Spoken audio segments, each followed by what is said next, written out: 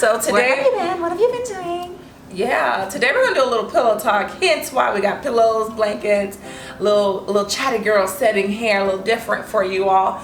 So I don't know if you had an opportunity to watch. Well, for those who have saw.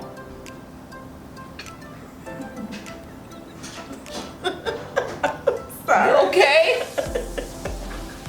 Oh my gosh. Oh, sweet Lord.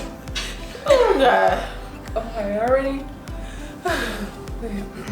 For those of you, if you had an opportunity to watch the Kirk Franklin documentary about finding his father, and I believe it's called Father's Day, a Kirk Franklin story. He finds his father. Kirk Franklin is 53, and at 50, the tender age of 53, he finally finds out who his biological dad is.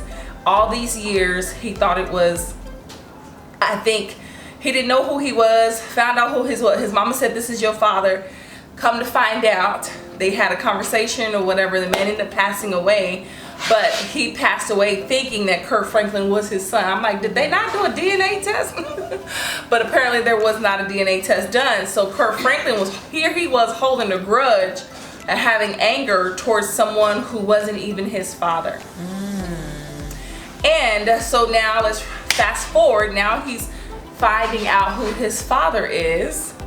And so I'm kind of curious about what type of healing can be done at that age of 53 as far as the father's role coming in and concern, because you're a full grown man. I guess it would be an emotional healing. That makes me think of, it actually makes me recall something that TD said. He said it's never too late to have a conversation with your son. So it's never too late. Both of them are alive. Even if one of them was deceased, it's never too late to find out that kind of information. I think it gives him a sense of identity as to who he really is, or who he, I can't say who he was, but as to who, it gives him an insight as to who he is, or at least where you come from.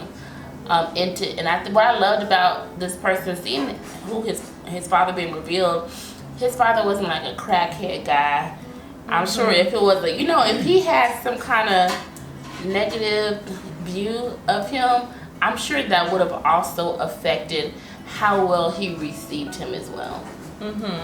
Because watching it, he seemed like a well-rounded, it just seemed like he had the right words to say. He said, I want to take this at your pace. He said, because this is all about you.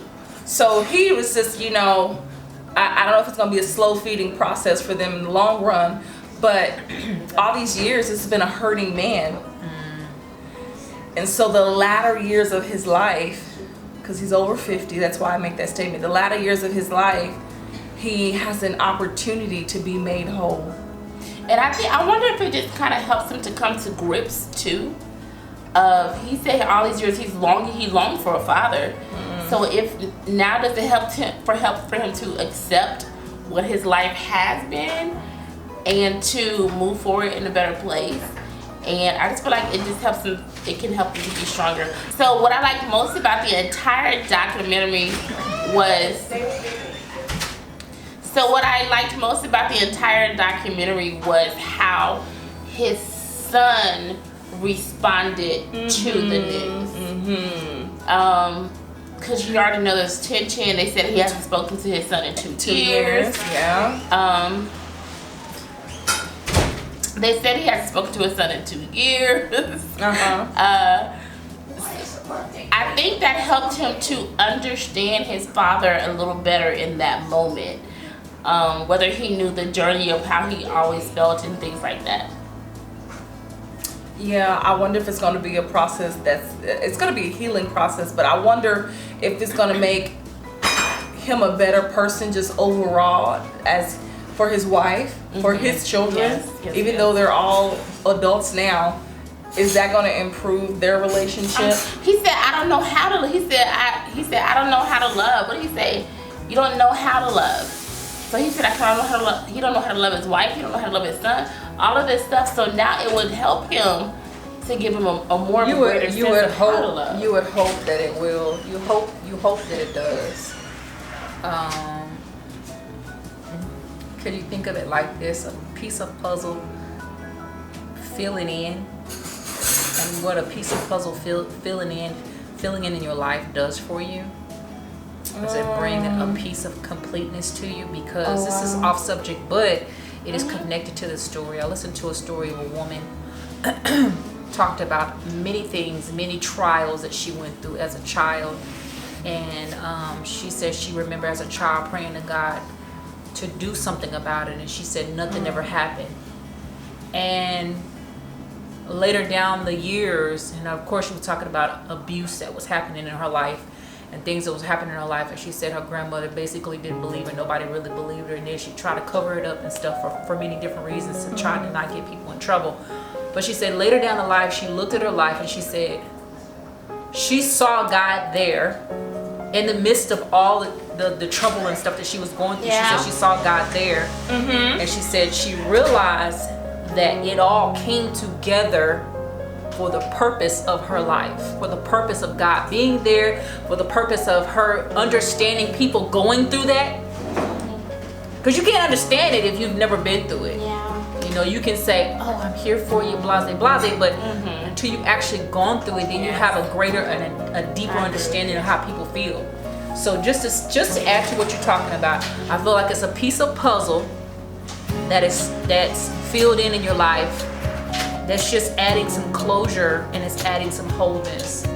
So that's how I see it. Just think about, so when you said that about, you did that, mentioned the puzzle, just think about, I thought about that feeling, especially those really large puzzles like that. I'm missing that one piece, I found that piece, and you're like, oh man, like, whoo, I'm finally done, it's finally complete.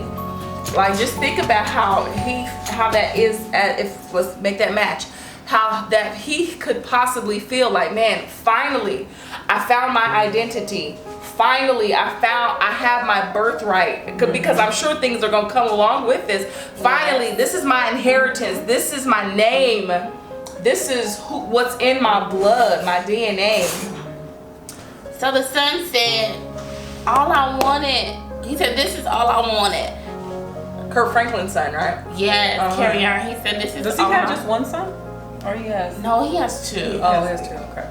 So he said, this is all I wanted, to know my father, and he said, I always wanted a father and a grandfather. He wanted a grandfather. So I'm curious to see what he's gonna do with, what are they gonna do with these relationships? How is his grandfather gonna build? Is it gonna be I need, or are they gonna? Why would you think of it like I'm just that? saying, it's gonna be a bunch of arguments.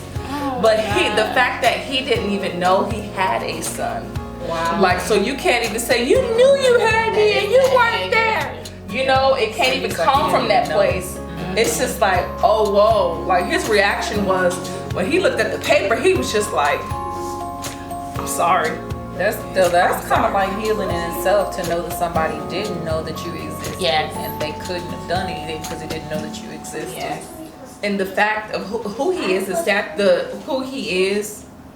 Someone said he's one of the best counselors in the state of Texas, but who he is. Oh my goodness. So a counselor, the father, not only a father, but a counselor. Like, just like, you know, God is just so good. Like, he knew, like, I don't know. This probably the words that he's going to say in the months and years to come is going to be it's going to mend so much. It's going to pull back so much from a hard heart, from a bitter heart, from an angered heart. So no longer feeling displaced, but finding your place. No longer feeling abandoned, but knowing he welcomed him. And it's also interesting how it played along. Like one man thought he was his, and he passed away thinking that he was his, and then finally his father comes into his life. So it's interesting how it like played along. What? Like the one that actually thought it was his son, he passed thinking that he was his son. That was his son. And then the real father actually comes in later as the other man passed away. So it's interesting how that kind of like played into it. That's a process because he has to release all of these, if he hadn't already, all those negative feelings he had for his father that passed, quote unquote, the man that he thought was his father that passed. So all of that he's probably held on to. Harbored. Now he has to release all of those feelings, and it takes time because you generally thought that was your father. And then I disliked let's get to the mama. Come on, the mom. I don't know what it just seemed like she was just not like being, her reaction. She was not having it. She said, I don't know how this is possible. This man could not be your father. This is not the true. First test. So they took another DNA test. Came back that's the dad. And she said she don't accept the results. And like somebody else took a test, not even just the dad, but just like all three of them. Like the son, sure. like it's there. So whether you deny it or not, I mean, I don't know what were you drunk?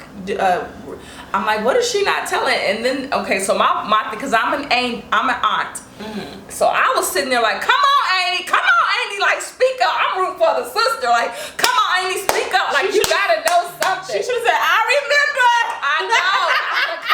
I'm rooting for her sister. I'm like, come on, Amy, like speak up. Come on. And the sister was like, he wants the truth. His mom was just like, so had he not even had that test, he wouldn't have known nothing from his mom.